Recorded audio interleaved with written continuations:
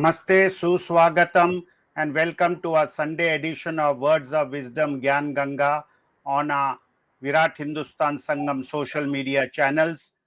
It is a very great day today because today is our 250th episode.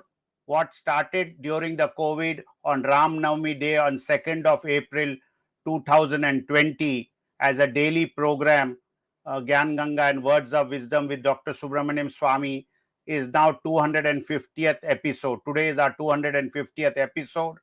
And earlier on, we were a daily program till the COVID got relaxed. And then we converted into a Sunday program at 8 p.m. I have to thank all our viewers, our guests, our team members, and our panelists for growing viewership across the globe in 120 countries and more who watch this program every Sunday. So without wasting much time, we have a very interesting topic today, consequences of Donald Trump's victory for India. And this will be our discussion for the next 45 minutes. Dr. Swamy, as usual, will start with the opening remarks. And as you know, we have Ramesh Swamy based in United States. He'll give us a background and some figures and some issues that could be the consequences on the victory, consequences for India on Donald Trump resuming his presidency in 2025 in January. So with these words, it is over to Dr. Subramanian Swamy. Thank you, Jagdish. Let me start by saying that Ramesh Swamy was from day one telling me that Trump is going to win. At a time when very few people in the middle classes thought so. A large number of intellectuals who I interacted with in the United States also didn't think he would be a serious candidate with all that has happened in the last 4 years. So therefore, we thought the best person to give us a correct picture of what's going on is Ramesh, and so we have asked him and he's agreed to lead the discussion. As usual, of course, I have a few points to make in the beginning and point out to you that, first of all, I think the first 6 months is going to be crucial, particularly starting from February to, say, July. And much of the policies that Trump is going to follow will be known during that time. I would say, first of all, what I have seen from his speeches, plus what I've been hearing from his associates who talk to their friends, and those people, some of them I happen to know, so they tell me, is that Trump is going to raise tariffs in a big way because he thinks that the Americans are being sucked out, are being cheated, this, that, etc. In his private conversation, he's very, very anti the way the India export-import has been handled. So probably we should expect that India is going to face a little crunch in the export to the United States. So this is one thing that I would like Ramesh to apprise us as whether he has heard something similar or he thinks it's a probable, etc. The second thing is that there will be a very sharp rise in restrictions on visas, and that Trump will not be able to make any special arrangement for India, although Indians generally produce very good technicians, mathematicians, professors, and so on, and there's a big demand for it. But somehow the undercurrent is that the American cultural system should not be so thoroughly diluted that it becomes unrecognizable. I'm putting it very gently. What means is that the Anglo-Saxon component of America is about 75%. And I think Trump is very, very, very much of the view that percentage should not drop significantly. So Indian intellectuals and so on who had hoped to go and live in America and make a good killing, so on, that would be, it should be moderated, in my opinion, in the sense that we may not have such a easy access to United States for green cards and things like that. Of course, if you want to go as a tourist and all, there'll be just no objections at all. Then the other thing is that we may find very soon that the policies followed by the United States and the system we have in our foreign exchange, there are foreign exchange which is running around at 84 rupees a dollar. Please, I want to remind you that when Janata Party gave up its office in 1978, what is at the end of 79. At that time, we had left with India with 10 rupees to a dollar, and now it is 84 rupees a dollar, and we are expecting, according to experts in the United States, that the policies we are going to follow will mean the rupee will be about 95 rupees per dollar, and that will be a crunch for those who want to go to America from India. Another aspect is that I think that Trump will be much less friendly with India than before, because I do get a sense from talking here and there, and it's not confirmed, but I get a sense that he's a little cut up with Modi. Trump is a little cut up with Modi because there was you may remember Modi had gone to the United Nations, and then he decided he wanted to meet the President of the United States, and he called a meeting of the Quad, that is those four countries which met, and there all they discussed was only one item, and that is to some of these medicinal things for well-known people who purvey that in India. And that should be cleared by Mr. Modi, and Modi cleared it. And when Modi plan to go to America became public, Trump enthusiastically said, "Oh, I look forward to meeting him when he's here." And for some reason, Modi replied, no, he was not going to meet him. That all came in the newspapers. I've re-looked at those newspapers, and I do find that is there. That this was, and it was not contradicted. Now, I think a man like Trump may not show it in explicit terms, but that has shown in the way that we have been. I mean, Ramesh might correct me sitting in America, but I do feel that there is much less enthusiasm about India than I would have expected in normal circumstances. There's very little reference to India. And even the meeting that is the conversation that is supposed to have taken place, nobody's clear whether it took place with whom and with what was actually stated. In fact, in India, we find suddenly the whole news media's coverage has now gone down to almost zero of Modi and Trump working together. There's hardly any reference to it in the media just now. Now, I think what we need to find out is the most important thing would be that which are the countries that Modi has, which are the countries which Trump has mentioned. And I find that he has mentioned China, he has mentioned Pakistan, in his one of his main speeches, and even he has referred to Bangladesh. So I have found hardly any reference, unless Ramesh corrects us, to India and how United States and India are going to be working together from Trump himself.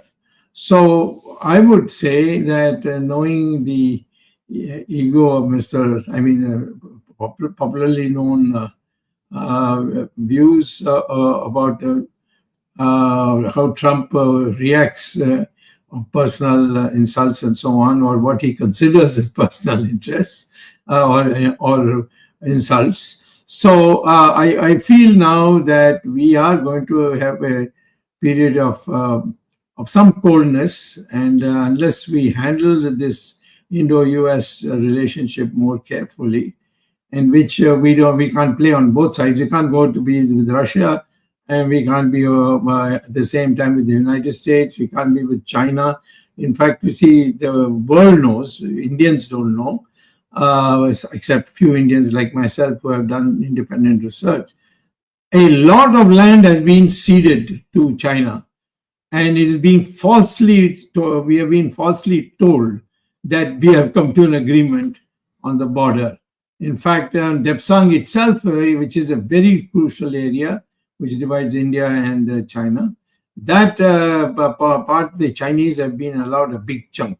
So then in other parts of Ladakh, where China, which had encroached on that land, there's been hardly any withdrawal of theirs. In fact, they have forced India to a new no zone, the no zone areas, where India has gone further back from what it was. So the Chinese also went back, but the Chinese have occupied Indian territory and went back, and it's now become a zone, zone free. So I think this also goes around the world, and we are increasingly appearing to the world as a weak leadership country, which can be pushed around. This, in my opinion, is going to put us in a great difficulty in dealing with Trump. Over to you, Ramesh. These are my initial comments. Thank you, Dr. Swamy. Thank you, viewers. Hello, viewers. It's good to be back after a while. Dr. Swamy, last week was pretty exciting from the U.S. election standpoint. Many of the pundits did not predict the kind of victory that Trump achieved today. They said, "Oh, the election is going to be too close to call. We might not know the outcome of the election for more than like 15 days, 10 days, leave alone the nonsense that we deal with the way elections are conducted in America. That might even take a whole day, but we'll not discuss that today. But let us just look at the outcome, Dr. Swamy. Trump has got almost 74.5 million votes among the popular vote. So basically, there is a huge shift. People have voted in large numbers for Trump. Even the pundits, so-called psephologists, are stunned. But I was very clear from day one that he's going to get a victory and an landslide. Very basic thing, Dr. Swamy, the economy and the border was a huge issue for America. And the Democrats had only one policy in their hand, which was just say, hate Trump. I think that kind of worked against them because they didn't have anything to counter, because the people were really looking for, okay, it does cost me more to put food on the table than I was 4 years ago when Trump was there. Whatever be the case, COVID and all, we can give you 10,000 reasons, but at the end of the day, Trump's messaging to the people went really well. And the third, of course, is some part of this, all this woke agenda being all those things. Those are all having a lot of impact on different classes of society. Healthcare is an issue, but overall, Trump's messaging was more effective, and that's why you could see that in the outcome. In fact, Trump broke through what we call is the blue wall of Michigan, Wisconsin, and Pennsylvania. He won all the 3 states. So that has sent shockwaves among the Democratic establishment. In fact, in New York and New Jersey, Dr. Swamy, Trump lost by only a mere 5 or 6%. So another couple of percent here or there next time, New York and New Jersey might also become a swing state, because the margin of error typically statistically is about 3-4%. So he's just outside the margin of error. New Jersey again voted extensively. The other big point is Kamala did not win the same amount of votes. She has not won a single county, Dr. Swamy. She did not gain more votes than what Biden did. So that shows that the support is slipping rapidly, even though the Democrats were trumping, pun intended, trumping up the issue of abortion and other things. The people said, okay, economy comes first.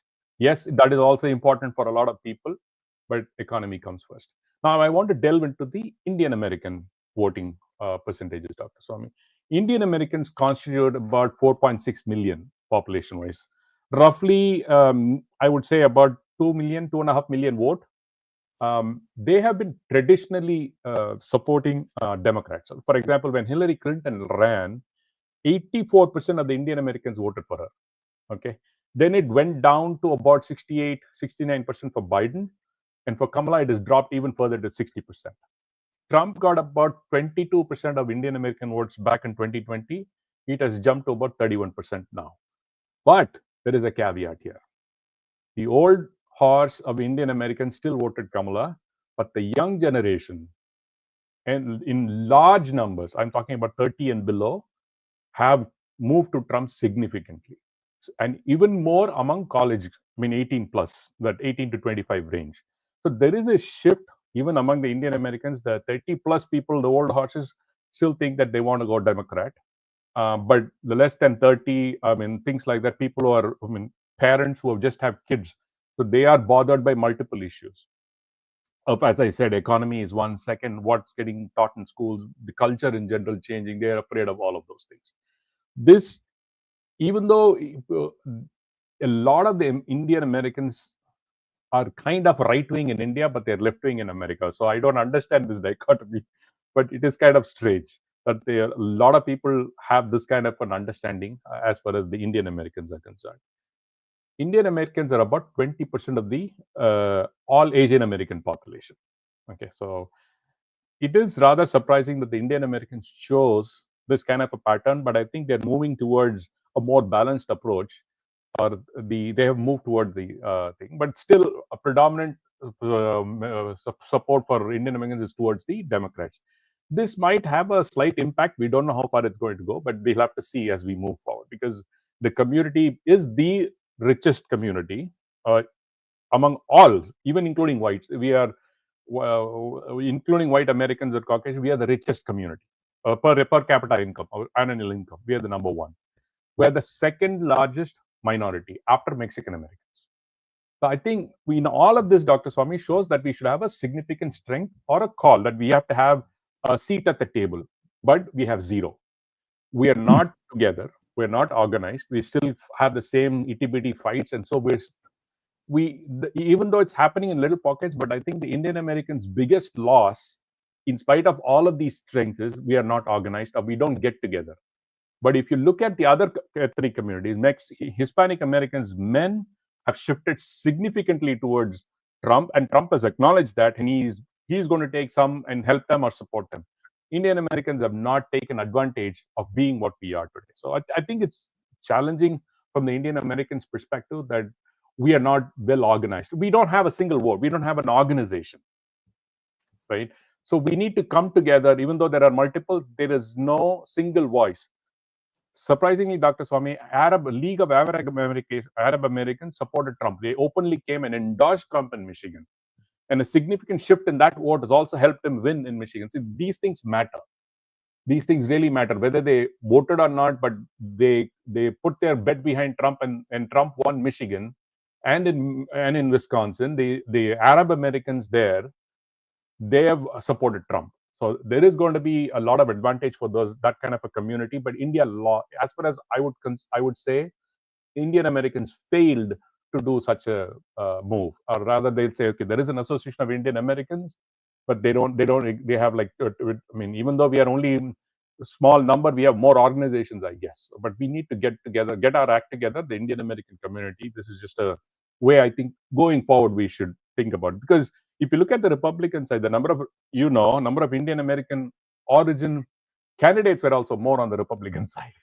I mean, significant person being Vivek Ramaswamy. Tulsi has her own thing. I mean, I'm not denying that Kamala has her Indian roots, but I think they have made a significant impact. And I think Indian Americans should have a better say and seat at the table. Now, coming to the issue, Dr. Swamy, you mentioned about China tariffs. I strongly feel this is a negotiating tactic. Trump is very transactional in nature. What can you give me so that I can give back something to you? Okay, this is my stand. I'm going to impose 100% tariff on everything. So now what do you say? Whether he's going to, I don't think Trump is going to impose 100% tariff or 40% tariff, like what they claim. But at the end of the day, he's just going to use this as a negotiating tactic. But I see this China tariff issue a huge opportunity for India. There are serious big corporations trying to move their manufacturing to India, move their sourcing from India. But if India acts prudently, and if we can show or demonstrate to America, because at the end of the day, Trump is not just going to say, I'm going to buy more from you. That's not going to work. He say, okay, you are not, India's trade surplus with America is so off balance that Trump is going to come heavily down on India and saying that you're not allowing me access to any of your markets, but you want America to be open to you fully. Because if the tariff can also have an impact on India, because Trump will say, okay, I don't see the balance in our trade, so I'm going to impose tariffs on you. That will have a significant impact. You mentioned one thing about the visas. Will have a significant impact on our software exports, essentially, because India has about 106 billion, 108, 110 billion dollars worth of software exports to the US. I think that's going to have a major impact because if Trump turns his eye on it, so we have to be careful. India needs to acknowledge that. And plus, we have about 10, 12 billion. Everything else is small, Dr. Swamy, because diamond exports are about 10 billion. I mean, those things are not that significant, but America is definitely going to use this thing to come back and tariff not only on China, with every country. He's already mentioned that. So India needs to be careful. There is an opportunity, because if there are more tariffs in China, India can do something. But India needs to also be ready to negotiate with Trump, because he's a transactional guy. You can't just somebody just waltz around and some bureaucrat cannot go try to dance around his tunes. It is not going to happen. I think India needs to be very clear who they're dealing with. This guy is a businessman. India is going to have a tough time, because his selection of people around that also is going to be according to his tactic. India again has a lot of opportunity, because US also depends on China on a lot of things. I think India has opportunities, but it needs to open up more. One thing that I have a kind of a fear, because I've been reading news that yesterday even the minister said that the auction for satellite broadband, it's not going to be an auction, it's just going to be a contract or something like that. I don't think that's a good move, because obviously Elon Musk is going to put the pressure on Trump, and Trump is going to ask for India, saying that open up satellite broadband. And at the end of the day, in the world, there are only one and maybe two in India. Raghavendra, I'll address your question a little bit later about your Elon Musk starting a Tesla plant in India. There is an opportunity, okay? There is an opportunity, but there are other significant issues as to why you can't just start up a manufacturing unit in India. Because Elon Musk is very much like Trump. He just you give me an area and don't ask me what I'm doing there. That's not going to work well with India. So that's a different tactic. It's difficult to manage people like Elon Musk, even though he's brilliant and he's done excellent things for America. But coming back, so these are the challenges that India will face in terms of tariff. India is not going to have that much an impact on immigration, but yes, of course, the visa is still going to be an issue. We don't know where it's going to go. Because I've been talking to a friend of mine who is a professor in one of the largest universities in America. PhDs, doctorates who graduate from the US are not getting visas. They're going away, because they're saying the wait list is about 10 years to get a green card. So this is going to have a significant impact so far. But Trump, incidentally, in one of the speeches mentioned saying that anybody who's got a master's degree or a PhD in American university, I don't care which country they are from, they should be given an automatic green card when they graduate. So there is a positive silver lining to this, because that number is very small, but he's very clear. That kind of a talent should not go away. I want to harness the talent. He says, bring those people, keep those people in America. So that could be a positive silver lining for us. But it is a campaign speech as of now. So we don't know if that's going to be affected on, but that is important. And yes, um, I don't know who this Facebook user is, but Trump cannot restrict the USIT. That's not true, because please try to understand, visas are still a challenge. It's a lottery today, so I don't think that statement is very true. And any changes to the immigration policy is going to be through the Congress, and Trump has got a pretty good hold on the Congress today. Hopefully, in another week, we would know if he also got the House, because he's got the President and the Senate. It's a matter of time before the House, and if he gets that too, then it is his way. Please, guys, please try to understand, because that's how those kind of things work. The other sector is defense, Dr. Swamy, with India facing these significant challenges with China and the border. Traditionally, India has never gone and asked for any help from any other country. Maybe if you once or twice, maybe you had asked about through Israel or something like that. I think it's going to be an issue, because US perceives China as a huge threat.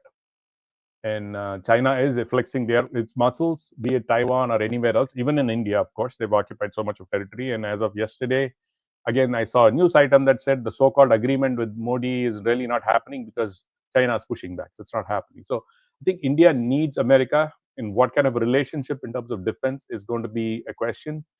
One positive side to this is, again, because US is looking for partners to source parts. Basically, let's say a big Northrop Grumman or huge contractors like here in military side, they might be looking for manufacturing facility in India. Again, I see it as an opportunity, but the terms of what those opportunities are is going to be, as usual, America is going to say it will be on our terms and not on your terms. So that is something that we need to look at. We don't have America is not like, typically America, when it gives kind of a support, military support to any country, that country is pretty much kind of becomes a slave. I think India luckily has stayed away from it, because I think India has predominantly been strong and self-sustaining in its military, because it's always focused on building a strong military. But we just have to see. But we don't have modern weapons. You have already highlighted this multiple times. I think India has put its fingers on all of those places. Related to defense, I think the Ukraine-Russia war is going to change the landscape of the India-US relationship, because Trump is anti-war and is very strongly committed, saying that Russia will have to come to the negotiating table, and if not, there's going to be severe economic sanctions, more economic sanctions on Russia. So that will impact India. Basically, India imports a lot of oil from Russia today and sells downstream process like petroleum products to European countries. That might, because Trump might import a tariff or some kind of restriction on those things, then it'll have severe impact on India. Because India's largest dependency today for oil is Russia. So if something happens, then that might have a huge negative impact on India. Obviously, downstream prices of gas in India or petrol in India would have an impact of that, because India did not open up other sources. The other thing is, if you look at Iran, even though we don't have energy trade with Iran, but we do use their Chabahar port. So that might be under, again, scrutiny, because India uses that port extensively to deal with Afghanistan and other countries there. That might have a impact, because Trump is going to come really strong down on Iran. He made it very clear.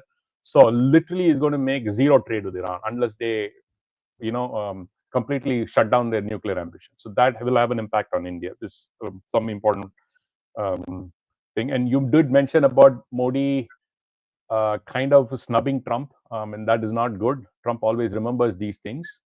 We'll have to see how that plays out.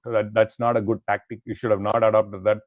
In fact, Zelensky, even though he came to the same meeting in UN, he made sure that he met Trump. Maybe he would have been pressurized not to meet him, but he didn't care. He still met. I think India should have taken that stand. Obviously, the External Affairs Ministry run by bureaucrats. They always want to CYA, so they only think of covering their own hind rather than looking at what a strong policy is. So, because I know historically, when Indira Gandhi was also asked to do the same thing, she put the foot down and she did whatever she wanted. And so I do understand there is a mystery, because India has stood by, as a prime minister should have stood. But instead of listening to bureaucrats today, we are kind of in a wrong place. We're soft ground, as far as I would say, is listening to a bureaucrat as to how these things have to be handled.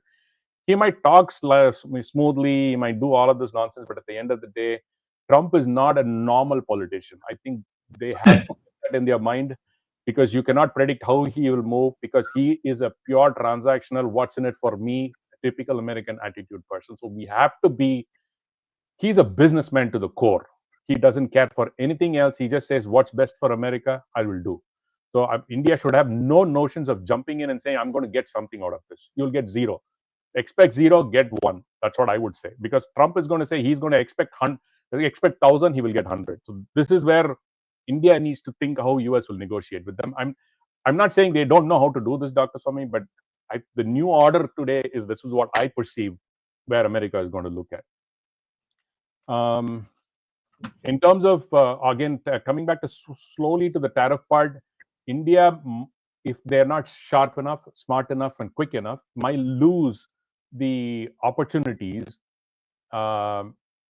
which might actually go to Vietnam, Bangladesh, other Far Eastern countries, because they're ready to do anything for him. They would be more than happy to do, because that's what they want. They want money. So they would open up. So if India is not sharp enough, smart enough in doing those negotiations, India might lose its opportunity there.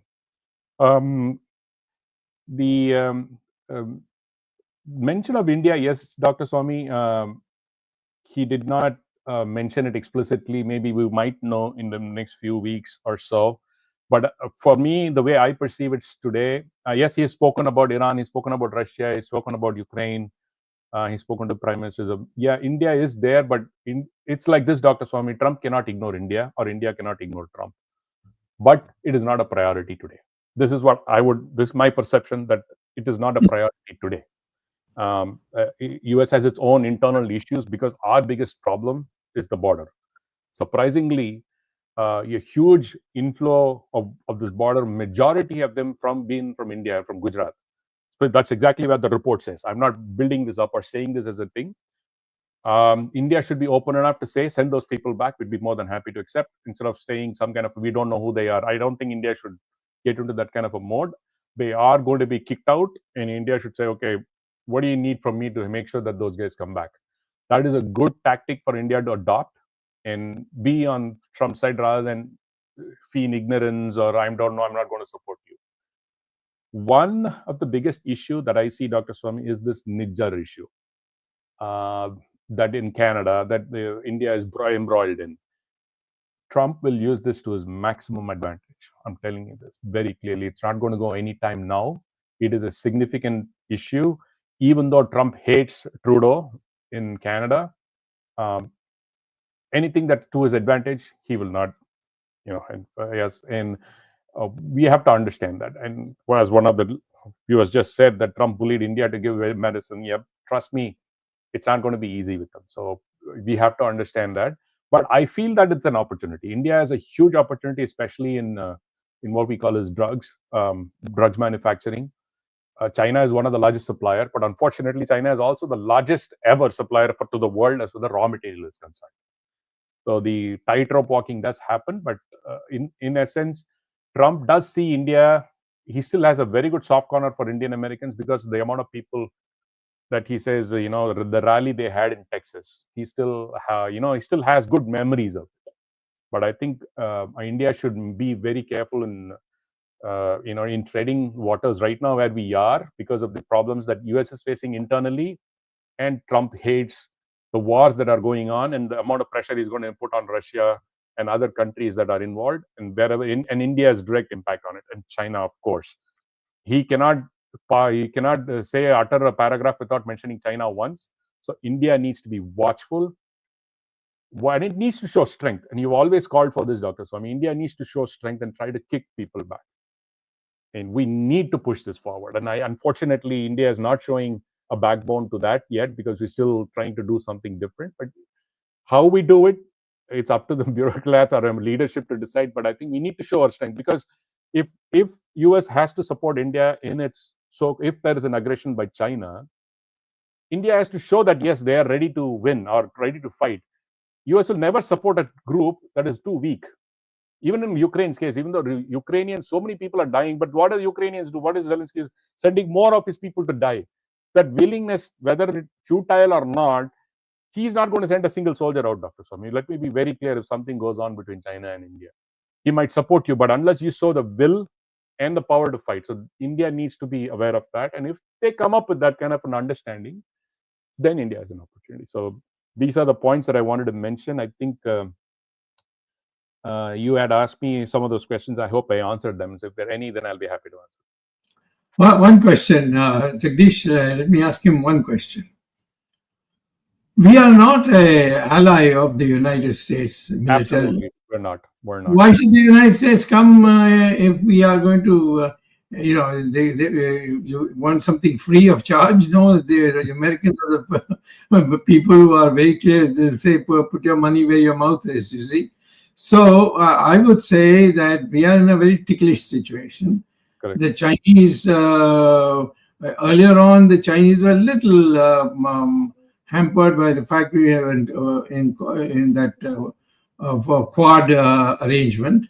But that Quad arrangement, India then turned it into environment issue, not a military issue. So United States is not going to come to India's help in a big way, in a sensible way, in a very critical way, unless we are an ally. And we are not an ally. We want to be allied with everybody. Yes, it's the same thing you are seeing in the Middle East. We are also arguing the case of the not Hamas directly, but indirectly. Yes. What is the meaning of this, you see? Yeah. Iran may be fighting with Israel, but the fact is Iran is a Shia country. And it's a one only country which can take on the Sunnis. And Hamas is Sunni. And these two have come together. They're not going to stay together. So we must, have a policy by which we get more friends in a real sense. Oh, I have these foreign ministers, foreign secretaries, all are going all over the world and producing what? Not a single thing that has come out. Modi went to Ukraine. What did he get out of it? In fact, by going at the late stage, he got a lecture from the president of Putin. Not Putin, but he got a lecture from Zelensky too. Also, telling him that now you are coming. What is the use? You should have come in the beginning. All this, their president gave him a lecture, and he came looking silly. Of course, our newspapers will never produce anything except what Modi tells them to produce. So general public through the media have not known this, but those who are experts, you see, in the country know it, and then that starts slowly filtering down. So what we want is with the United States, either you are going to be with them in a concrete sense against our enemies. You want to fight the Chinese, you have to come to an understanding what the United States is going to do for us in case we decide to take the Chinese on. You know, the recent arrangement they had, and this, it's all settled and all. Now the Chinese have put out in their newspapers that it has not been settled. Absolutely. And in the meantime, they have occupied territory of ours, which was supposed to be ours, you see. All that Modi probably says, koi aaya nahi, koi gaya nahi, and make a fool of all of us. So I am saying today, we are in a situation where we are dealing with a man who is a total American businessman.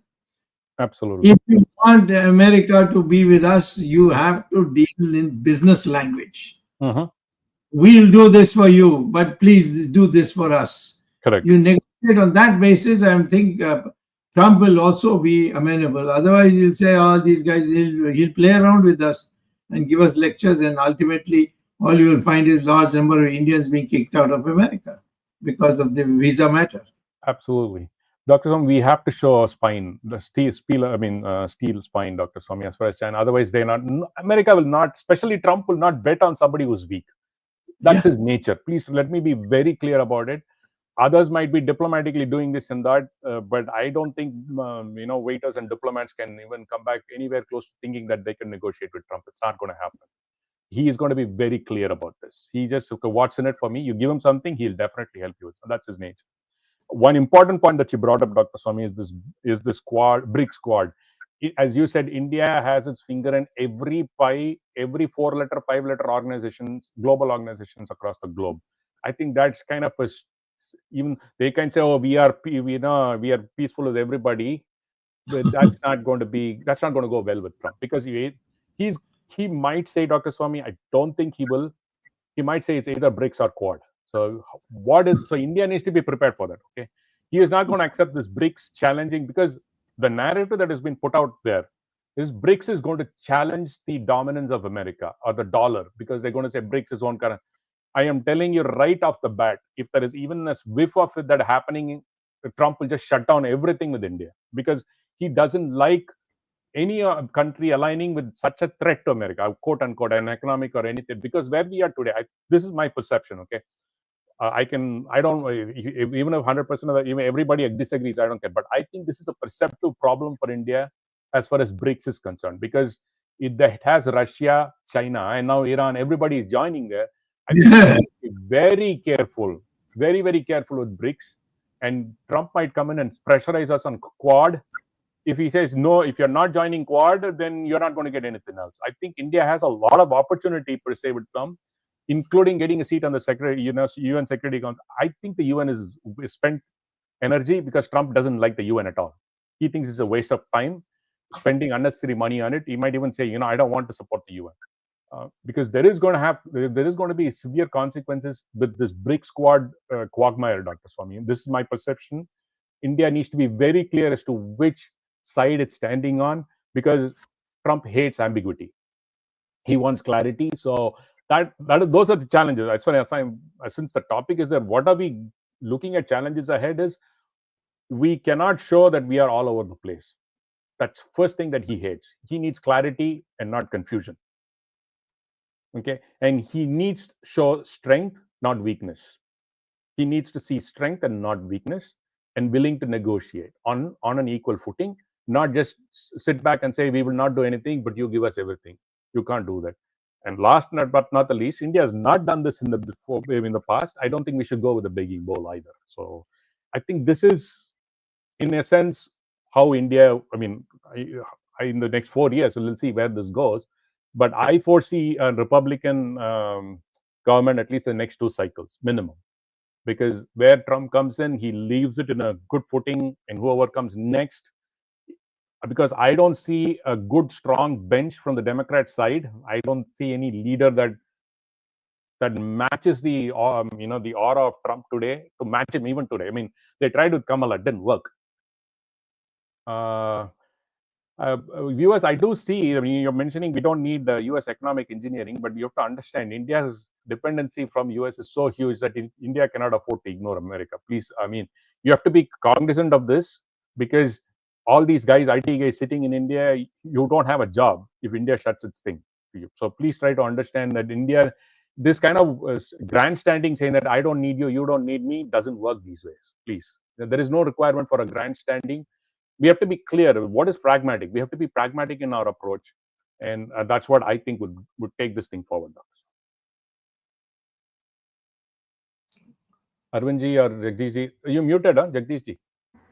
I have a question, Dr. Swamy, for you and Ramesh, who is based in the US, especially what's happening with Israel, the Hamas, the terrorist attack. And we have heard some speeches after he won the elections on a strong statement on Israel. So from both of you, a quick, perhaps one-liner, two-liner, what will be, after Trump takes over, his attitude towards this terrorist organization of Hamas and Iran and all this support, and on what will happen with the ongoing thing with Israel? Well, let me say this short sentence is that India still is going and telling Israel that yes, we are our people are all very sympathetic to Israelis, and we have a but we also need to look into the question of the Muslim community, and we will have to balance our statements. this is what they are doing also. We are not supporting Israel wholesale. And particularly after the October 7th, there's nothing to discuss. Either Hamas apologizes for what they did in a concrete way, or they should be eliminated from the earth. So, how can you start balancing these two? Yes, there are a lot of liberals who are talking about balancing the two. India, if it wants a friendship with Israel, they'll have to go all the way. And if they want to play a role which will be appreciated by neither side, then you can say a little bit of this and a little bit of that, which is what we are doing today. But what will be the Trump administration attitude towards these two issues of Israel and Hamas? I think Trump will go wholesale with Israel. Absolutely. He's already made that also very clear, Jagdish. He is saying that Israel has to finish the job it started. Essentially, that's what I would say. I mean, that's what he was expecting. That's what he will do it. But because Jagdish, as I said, what is very unique about the election is the Arab American community backed Trump, means there is something going on. You have to understand what is the significance of why did they never ever supported ever?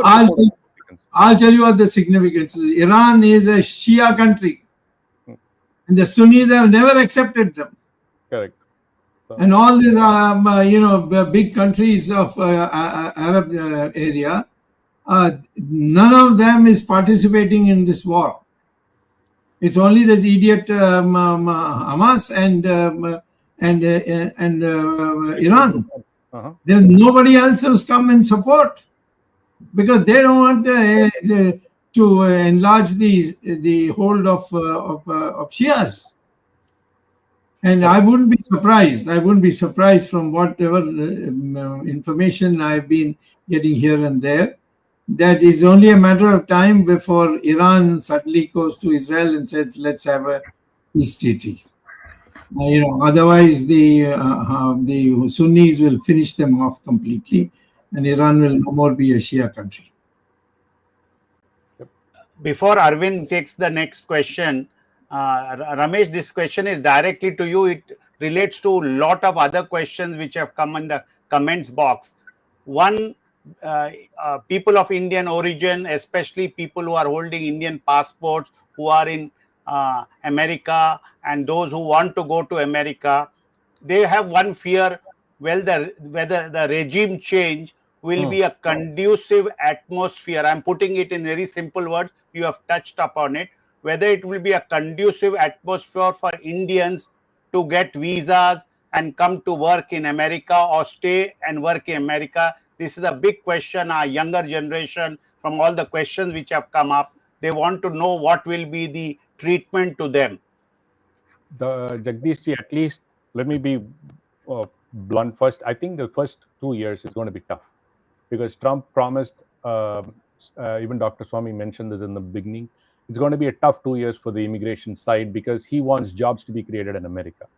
I'll tell you how this can happen. Let's say if an Indian company says, I want to set up a plant in America and bring manufacturing there, and there could be some negotiating back and forth on it. But it is going to be, the next 2 years is going to be difficult. But, as I said today, even extremely qualified people, I'm talking about PhDs who have graduated from the top universities in America, are not getting their visas processed. So they're all going away. So in one significant approach, a lot of the universities are sending these people to Singapore and say, but Singapore has an easier relationship with America in terms of visas. So they're saying, okay, at least from a travel visa, it's not difficult because in India, you can't even getting a visitor visa these days is very difficult. So they're moving these highly qualified professionals to corporations that hire them. They're placing them in Singapore rather than in India. So this is a disadvantage. Please try, because these are the things that they look at. They want quicker solutions, but I don't think this is going to be solved very quickly yet. But at least for the first 2 years, it is going to be difficult. Arvind? Yeah, thanks, Jagdish. Ramesh and Dr. Swamy has already mentioned all the dimensions of the Indo-American relations in days to come. But my question, before I ask question to Dr. Swamy, I have an observation. In fact, entire India will be looking with a lot of interest what action Donald Trump is going to take against Hindu oppression in Bangladesh. During the election campaign, to appease the Hindu votes, he had mentioned that he had supported the Hindus in Bangladesh, and he even warned openly at the Bangladesh administration that if they do not stop the violence against Hindus, then the consequences will be there to Bangladesh. Now, there is a history to this, and history is Muhammad Yunus, who is this microfinance expert who is now taken over Bangladesh. He opposed Trump in 2016 election when he fought against Hillary Clinton. Not only that, symbolically, he also donated money to Clinton's campaign, and whatever that means. But Trump does not take Muhammad Yunus as a friend from 2016 Correct. onwards. Correct. And it is a coincidence that here in Bangladesh, Muhammad Yunus has taken over and Trump has come back. So we'll be watching with a lot of interest, at least those who work for the safety of Hindus, or those who are concerned for Hindus in Bangladesh, will be watching with a lot of interest what action Trump is going to take, or was it only election rhetoric that he was addressing to during the campaign.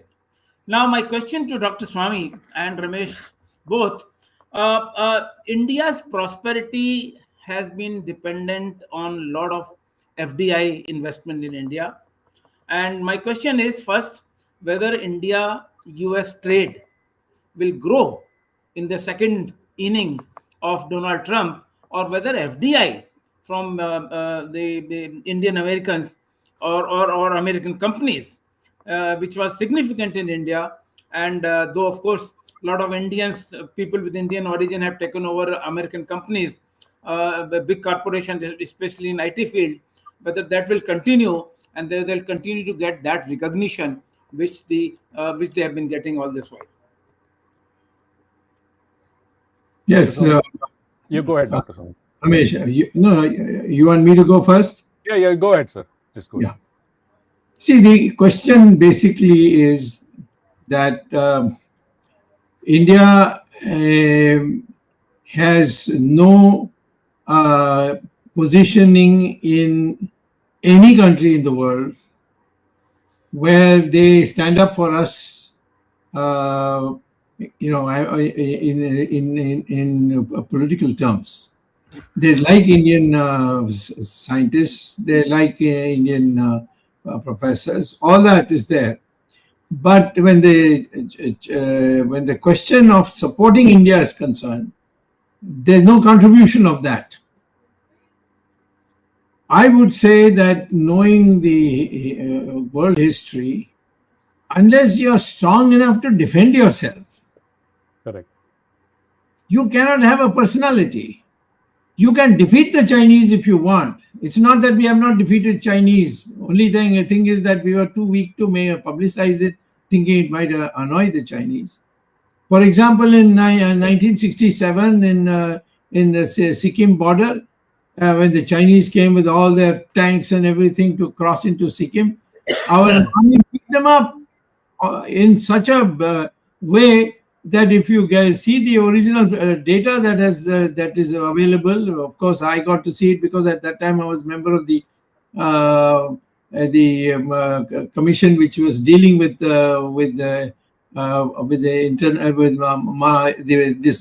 this military affairs. So I got to see it. So I am saying that was one. Second, during Rajiv Gandhi's time, there was Sumdurung Chu Valley, where the Chinese came in full strength, and our 1/10 of that strength beat them, and they went running back to Tibet and then on to where they came from.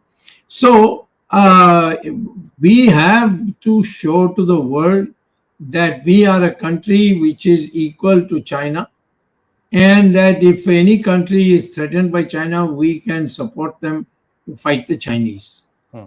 All the time we are saying all that Modi does is go and have some conference where he is seen grinning and necking them. I mean, I don't know whether these people are embarrassed by the way he embraces them. So that's all he does. Is there anywhere where we have got a place where we can say that because of us, the certain things happen? Take, for instance, today on China. We said that first, koi aaya nahi, koi gaya nahi. Now they are saying we are settling and we are establishing boundaries. With what? With Depsang, where we had no dispute. And the Chinese have come across and they're late complain. The Chinese, what they have done is when Narasimha Rao had worked out these zones where neither side comes in, now the Chinese have come and occupied that zone which we were supposed to keep free from intervention. They've taken it over, and then now they're saying create another, the zone where there are no military.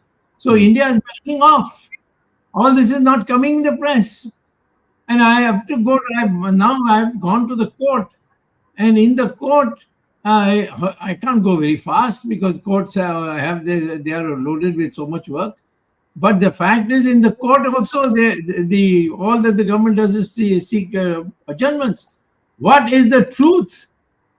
Please draw the line of what Ladakh and Arunachal and tell us what was it in 2014 when Modi became Prime Minister, and what is it today from military sources. I mean, the government should be fair enough to get it from the military sources and put it down. You will be shocked how much territory has been taken over by China.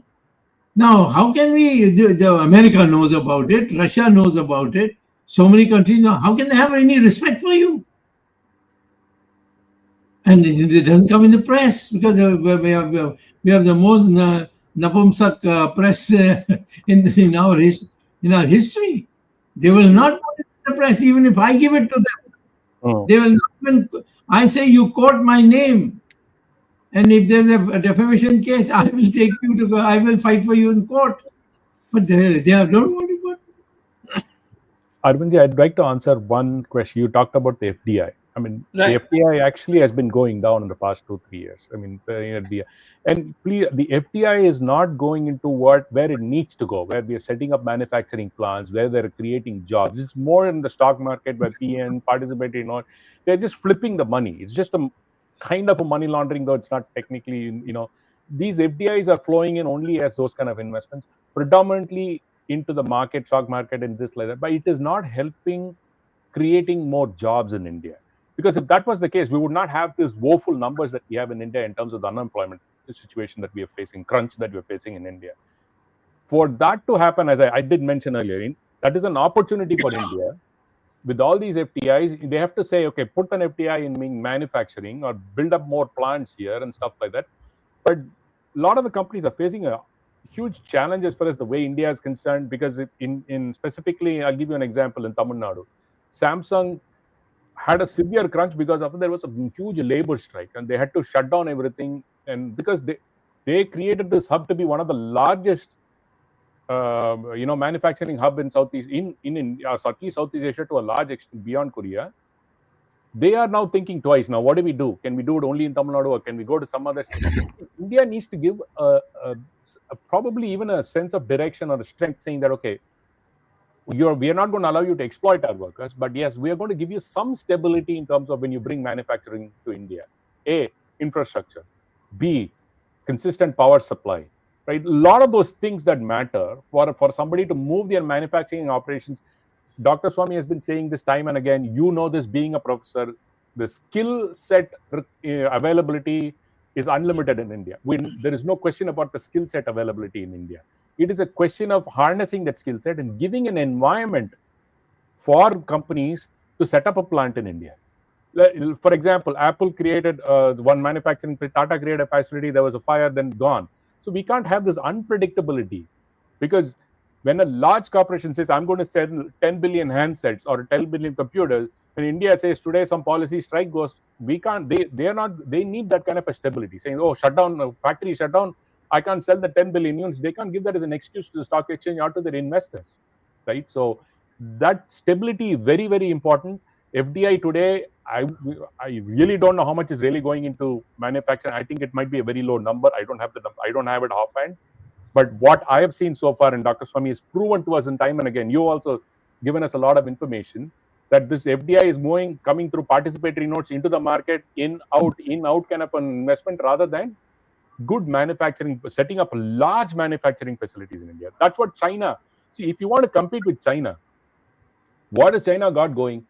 Enormous funding by the government to set up factories and give them, even though they're so-called communist country, they're the most capitalist country in my view. At no cost should the business or manufacturing suffer. Everything else is politics. But when it comes to that, the Chinese government protects the whoever is the promoter. Half of them their own government, but at the end of the day, they don't allow labor laws. All those things are a little bit loosey goosey, but don't stop manufacturing. Because and just that just brings me to a point, Dr. Swamy. This brings to the tariff. China will not say I'm not going to negotiate because China's largest market is America. If China says I'm not going to negotiate and the tariff, then they pretty much have to shut down most of their factories. I don't think they're going to do that. They are sensible people, and Trump also knows this. So that is a very significant. India should use this as an opportunity to prove to Trump or to the US government saying that we will give you the facility, you put the FDI here, or show the investors saying that you don't have to put only in the market to make money. We are giving you, we can prove to you that we have the wherewithal to set up large factories. Again, crony capitalism is not going to work. Just give it to only one or two people. Every manufacturing facility goes to one of these Adani Ambani groups. It doesn't bode well in an international standpoint. And again, auctionless award of spectrums. These things should be India should stay strong. We have such a roaring economy. B, we have such an excellent skilled workforce globally. Which is sought out globally, and we can stand on our own. But the biggest disadvantage is political will. And Dr. Swamy has said, be it defense, be it economy, right? Anywhere you go, that political will and the guts to take strong decisions is still something that we need to think about. This is my view. Okay, just one more comment, and Dr. Swamy can also answer. General impression is that the Biden-Kamala Harris regime was not so friendly with India as the earlier Donald Trump regime was. Correct. Do you think with the coming back of Donald Trump, India will gain better chances for prospering? I think I answered is he's a businessman. So if you negotiate well, it'll be better chances.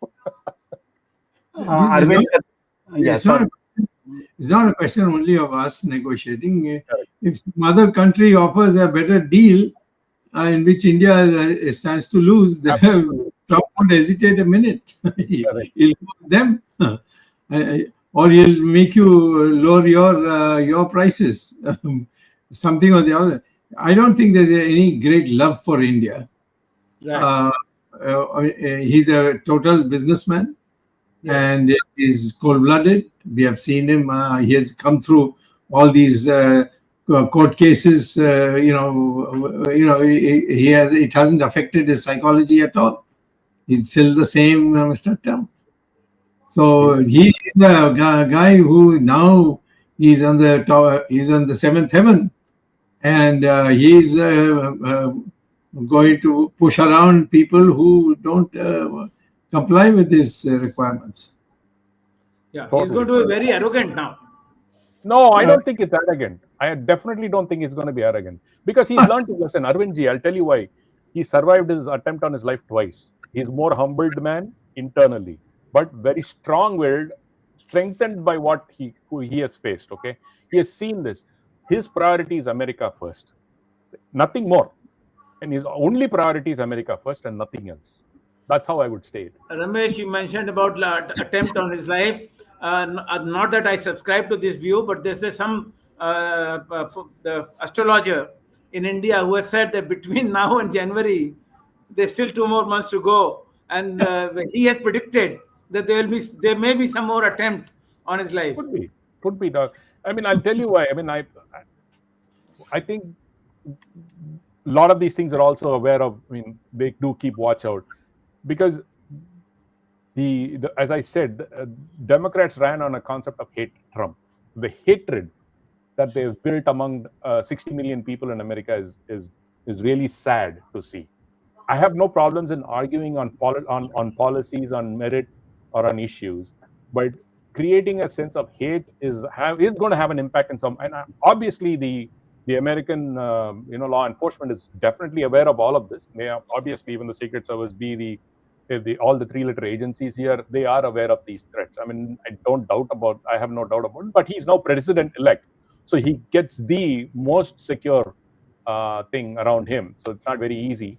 So I would say that I just wish, because when some my friend asked me, he was not sure whether Trump. I said, you know what? God has a plan for Trump. Why would he save him twice? And after saying him twice, he would not make him lose. Why? So this is what I told him. They were not believe. 1 week ago, when I was arguing same thing, I was telling Dr. Swamy, in my view, he's going to win in a landslide. I was completely convinced. Everybody were doubtful. I said, no, I'm very convinced. Because being God-fearing, I see that God has saved a person twice not to lose, right? Like Bhagavan Krishna, when he lectured to Arjuna, it's not lectured for him to lose, it's for him to win, right? So that is how I look at it. That's my perspective. And it happened, thankfully, that's how I look at it. We have almost gone on 67 minutes, but before we wind up, Arvind winds up the show, Dr. Swamy, a topic which Arvind touched and said it was a comment. I want both of you all, to Ramesh Swamy and Dr. Swamy, to comment. What will be Trump's stand on what is happening in our neighborhood, Bangladesh, the Hindus being butchered there and the Hindus being neglected there? What you think will be Trump's stand or action in what's happening there? The man who is presently ad hoc president advisor. Is it called advisor? Advisor to the government or the president or something, he has said. He is 100% American man. So this man a Biden man, Dr. Swamy, more than American, a Biden man. No. I know his background very well. He's affiliated to some of those institutions in America which are very powerful. Okay. I hardly name them. You live in America. Yes. And he's a scholar, and he's been accepted. He's functioning, and I don't think that Biden would at all find it difficult for these people just to become his entourage. So therefore, I don't see any change in Bangladesh other than the track that they've been going on, and there's nothing for India in that. Certainly, for the sake of general opinion, the Indian minority who have chosen to live in that country, they will be provided sufficient protection by people from the administration of Donald Trump. Arunji, I think Trump is very genuine when he said that he is outraged by what's happening to the Hindus. We would definitely see something happen because he's a very genuine person. That way, his sentiment that he said in a video and a tweet message is very genuine. I think we're going to see something happen. Bangladesh is basically a military junta running today, so they will be put in their place very soon. This is my opinion. Okay, Arvind. Right? Okay. Arvind, I think we have already overrun time. It's almost 70 minutes now. And now he is not even formally taken over, Donald Trump. And by the time he takes over, there may be a lot of discussions and a lot of debates on whether he's going to be beneficial for India as compared to his previous regime or as compared to the Biden-Kamala Harris regime last 4 years. And there are many other questions which will arise, and we will debate and discuss these things, whether India can become Vishwaguru with the help of Donald Trump or without Donald Trump, or whether India becoming superpower will be challenged or hindered by US regime. These are the questions only time will tell, and we'll continue to debate these issues whenever these kind of issues arise, and we'll take up this topic. Thank you, Dr. Swamy, for initiating the discussion on Donald Trump's future. We have discussed this earlier. We discussed. I remember we discussed when Biden Kamala Harris regime took over 4 years back, and even in between with some experts. And every country has to have their own interest as a priority. So let us see what are the priorities for India government. Thank you, Ramesh, for giving us a lot of insight into this issue, being an Indian American, and this issue is important for us. We'll continue to discuss and debate these issues in time to come. Next Sunday, 17th of November, Dr. Swamy is in Prayagraj. We will not have this program, Words of Wisdom Gyan Ganga, on 17th. Next program will be on Sunday, 24th November. And I thank the technical team led by Ashish Shetty, Swaminathan, Tejas Navalgul, Gadgi Rakesh, Ishwar Iyer, Ajesh Nair, and Gurdas Shetty. And thanks to the anchors, Ramesh and Jagdish Shetty. And we'll be joining you again on 24th November, Sunday, with a new topic, Dr. Subramanian Swamy, and perhaps a new expert. Thank you, viewers, for enabling us to complete 250 episodes of this program. It's a huge success. It's a very important milestone in our journey. Thank you very much. Till we meet next time. Namaskar. Jai Hind. Jai Shri Ram. Jai Shri Ram. Thank you. Thank you all.